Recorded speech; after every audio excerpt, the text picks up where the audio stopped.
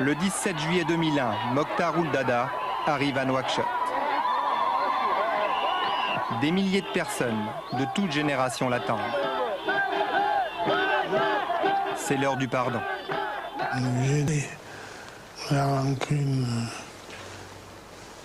n'est pas une bonne chose pour moi.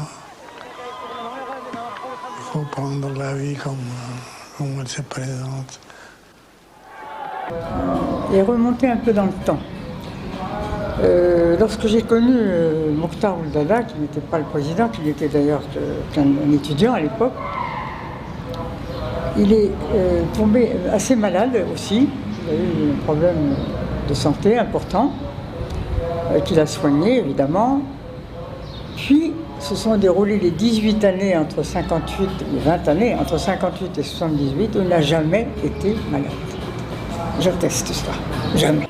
Le 28 novembre 1960, la Mauritanie devient indépendante et Mokhtar Ould Daddah arrive au pouvoir. Il se projette dans la Mauritanie du futur.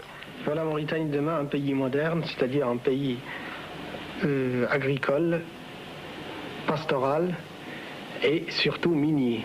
Si nos mines de fer de Fort-Goro ne démarrent pas, la Mauritanie, et je vous l'ai dit très sincèrement et avec une grande amertume, ne se fera pas. Elle se fera, avec lui à sa tête, pendant 18 ans. Quand il a quitté le pouvoir au moment du putsch, il a été également en souffrance, c'est pas très grave, mais enfin il a fallu. Et c'est sous ce prétexte qu'il n'en était pas un vraiment, mais ça a été une occasion, disons, de le libérer de sa prison de Walata, parce qu'il s'agissait bien d'une prison. Hein. Il n'y avait pas de barreau, mais c'était pareil, c'était tout comme. Donc c'est pour des raisons de santé, au fond, qu'il a été libéré en 78. Il s'est soigné, il a été soigné en France, et il s'est géré. Puis, à partir des années 98, sa santé a commencé à décliner doucement.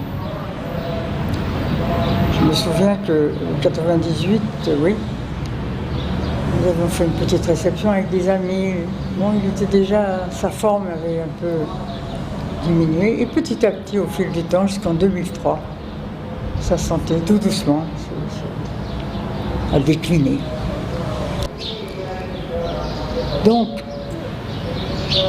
c'est vrai que dans l'ensemble de sa vie active, de sa vie publique, là, je l'ai dit et je le répète, était grâce à Dieu, et ce n'est pas une formule, en très bonne, mais même en excellente santé.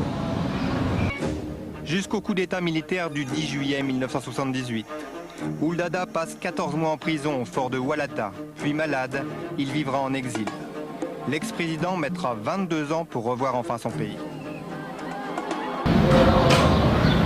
Notre retour en 2001 s'est fait dans le contexte que je viens de décrire, c'est-à-dire une santé déjà fragile. Je le revois encore descendre de l'avion, d'être assisté, on a obligé de l'aider un peu, il marche, mais il faut l'assister, il faut l'aider. Je vais donner mon témoignage, puisque vous m'y invitez, j'étais hélas présente à ce... Je dis hélas parce que ce que je vais dire n'est pas très... Enfin, est assez triste.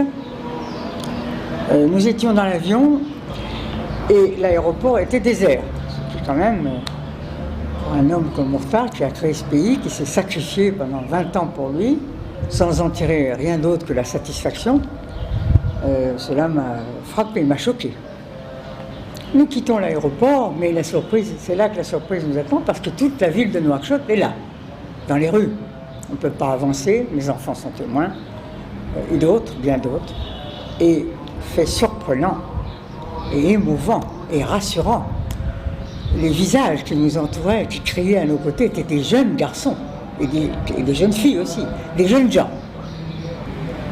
Donc, l'hommage qui a été rendu au président à ce moment-là, au moment de notre retour, était un hommage populaire, spontané et porteur d'avenir, parce que les jeunes générations, c'est l'avenir du pays. Donc voilà ce que je peux dire sur le retour de 2001. en précisant qu'il nous a fallu, je ne sais pas combien de temps, plusieurs heures, je crois, pour accéder à la maison où nous sommes aujourd'hui, qui est notre maison. Et pour y entrer, c'était encore une autre chose, parce que la foule était à l'intérieur du jardin. Donc vraiment, le peuple mauritanien, la jeunesse mauritanienne, ne pouvait pas nous recevoir mieux que cela. Je suis obligé de dire, vous savez, je suis connu pour ne pas aimer la polémique. Je pense que c'est entretenir la polémique, avoir des aigreurs, des amertumes, des règlements de compte ne me paraît pas très positif. Mais je suis obligé de rappeler des faits quand même. Aucune autorité officielle n'était là pour nous recevoir, alors qu'on rentrait de 23 ans d'exil pour le président. Et c'était dommage. C'était dommage. Pourquoi nous sommes rentrés en 2001? C'est la volonté du président et sa seule volonté. Personnellement, j'appréhendais un peu ce retour, je dois dire, pour les raisons que vous devinez aisément, le contexte local, national, la manière dont il a été traité pendant tout son exil, l'indifférence des autorités, quelles qu'elles fussent, qui se sont succédées. Donc j'ai suivi, c'est lui qui décide, mais mon enthousiasme était relativement limité. Donc, nous avons eu beaucoup de visites qui ont défilé ici. Aucun ancien chef d'État, sauf un,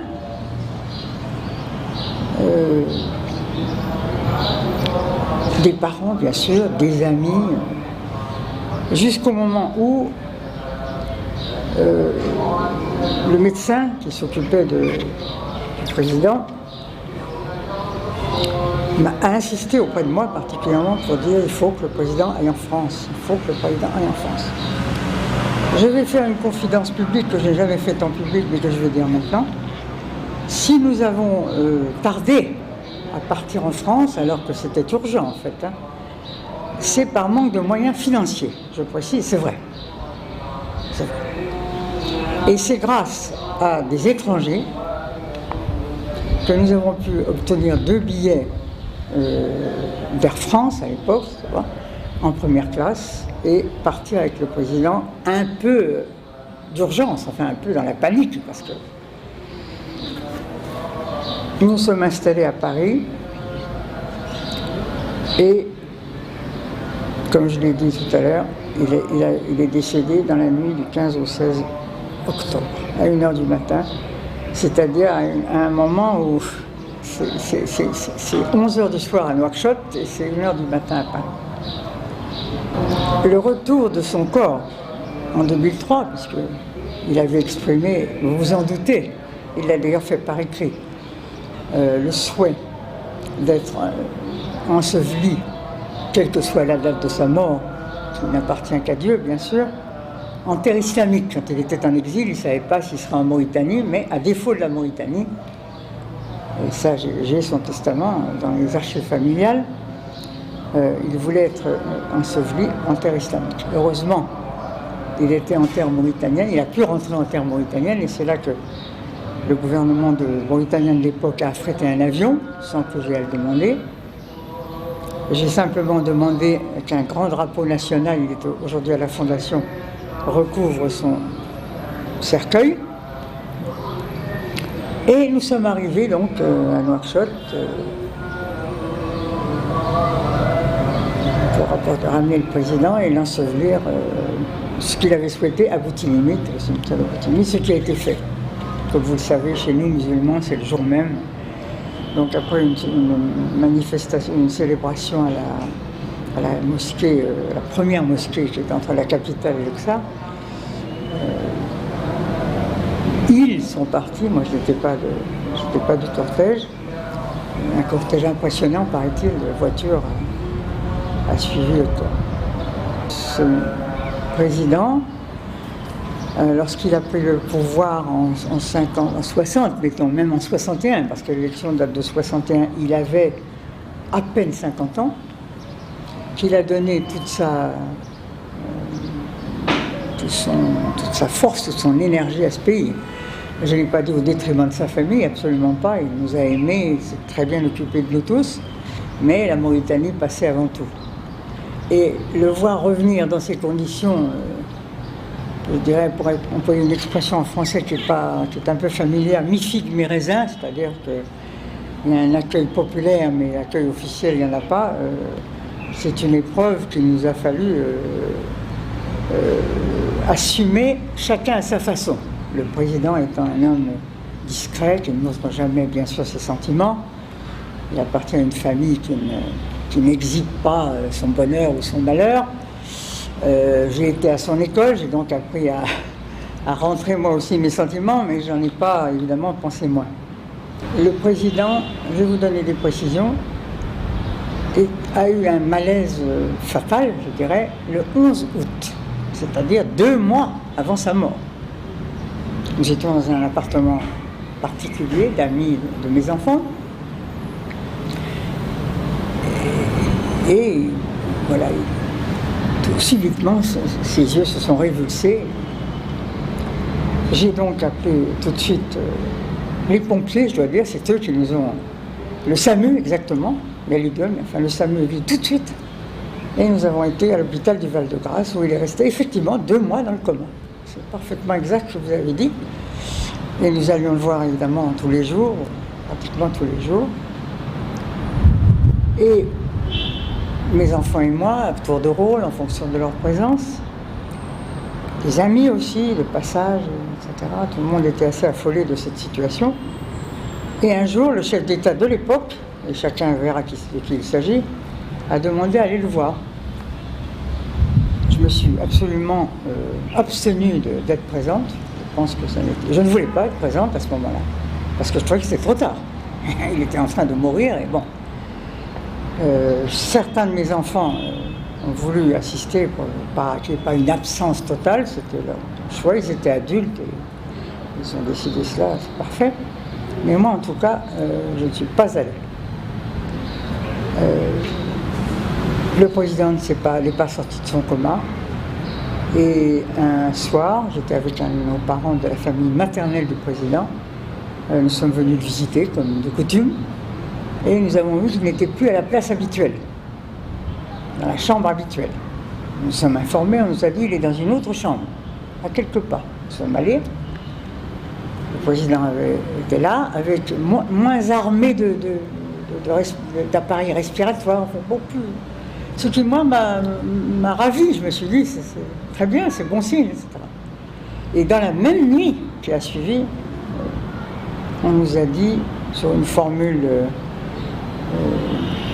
comment la qualifier, brutale, je dirais, Monsieur Ouldada, c'est le médecin qui est au bout du fil, Monsieur Ouldada est décédé. Et il a raccroché. De ces attitudes publiques, qui datent maintenant de 9 ans, parce que voilà, vous voulez que nous nous entretenions à l'occasion de ce 9e anniversaire, il reste des traces. Il reste des traces, même si un chemin, ou un bout de chemin, comme on dit en français, a été parcouru. Mais il reste des traces, non pas chez le peuple mauritanien. Vous savez, mes enfants et moi-même ne pouvons plus sortir tranquillement dans les rues, avant que les gens nous interpellent et nous disent, dans notre langue nationale, Wakhert, etc. Donc, de ce côté-là, je suis tranquille, rassuré. Je sais que les gens ne sont pas ingrats. Du côté officiel, il y a encore du chemin à faire. Il y a du chemin qui a été fait, c'est récent. Ça date de 4 ans. Et le président Mourtar m'a appris la patience, ce qui n'était pas forcément ma qualité majeure. Il me l'a apprise et voilà, je suis patiente. Et la Fondation Mourtar Ouldada, un de ses buts, pas le seul, mais un de ses buts est justement d'aider à ce que l'image du président soit... qu'on puisse comment est-ce qu'on peut dire en français, la dégager de tout ce qui peut être polémique, difficile. Il faut de la patience. C'est compliqué. C'est compliqué. En 2008, le président, ça je vais citer son nom, c'est l'actuel président de ce pays, Mohamed Ould Abdelaziz, m'a fait contacter par son protocole et a dit qu'il voulait me voir. Vraiment, je ne savais pas à l'époque, je ne le connaissais pas, je ne l'avais jamais vu. Je ne sais pas ce qu'il voulait me dire. Bon, j'ai accepté d'aller le voir, je suis rendu à son rendez-vous. Et il m'a dit ce que vous venez de dire, c'est-à-dire, je souhaite baptiser avec vous la plus grande avenue de Nouakchott du nom du président Mourtar. J'avoue que les bras m'en sont tombés, il n'y a pas une autre expression. J'étais à la fois surprise et quand même heureuse, parce que c'est la première fois, et vous n'avez qu'à compter, 2008-78. Ça fait 30 ans. Donc je l'ai remercié, je lui ai dit bien sûr. Tout ça a été fait, une plaque a été découverte par lui, il était à gauche, moi j'étais à droite de la plaque, on a fait une manifestation. Le président de la communauté urbaine, M. Ahmed El Hamza, a pris la parole comme maire de la ville. J'ai répondu. Et c'était une grande manifestation. Oui, c'est très important. C'est tellement important. Deuxième étape, en 2010 cette fois, à ma demande insistante, je dois dire, la reconnaissance d'utilité publique de la Fondation Mourtar Ould Daddah. C'est un honneur pour la Fondation, c'est un honneur pour le président Mourtar. Donc ça aussi, ça a été fait et c'est bien, c'est un deuxième pas. Le troisième pas a été franchi cette année 2012 par l'octroi pour la première fois, depuis la nuit des temps, d'une subvention publique à la Fondation Mourtar Ould Daddah. Bon, je pense qu'il y a encore des résistances. Or, le président est quand même mort depuis 9 ans, il a quitté le pouvoir depuis 30 ans, et cependant, il est toujours dans le cœur et dans l'esprit des Mauritaniens. Et ça, c'est bien. Souvent, je dis à mes interlocuteurs, ne croyez pas qu'on va aimer Mourtar ou respecter le président, c'est copier ce qu'il a fait. N'en croyez absolument rien. C'est pas là que se situent les choses. Il faut distinguer. Le contexte n'est plus le même. La situation internationale a changé depuis 30 ans. Il n'y a plus de blocs, les rapports ont changé, c'était bouleversé. Il faut donc que nos dirigeants s'adaptent à ces réalités.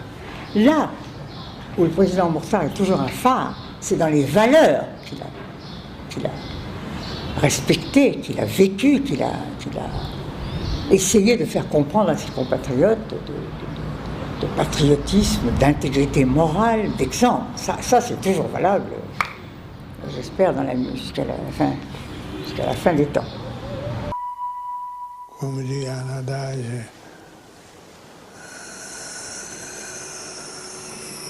le pouvoir doit être fait pour servir et non pas pour se servir. C'était l'histoire du premier bachelier en Mauritanie, du premier avocat de l'ethnie Maure, du premier Mauritanien marié à une étrangère. Un pionnier dans son pays, un père pour sa famille et pour son peuple. C'était l'histoire du président Mokhtar Ould Daddah.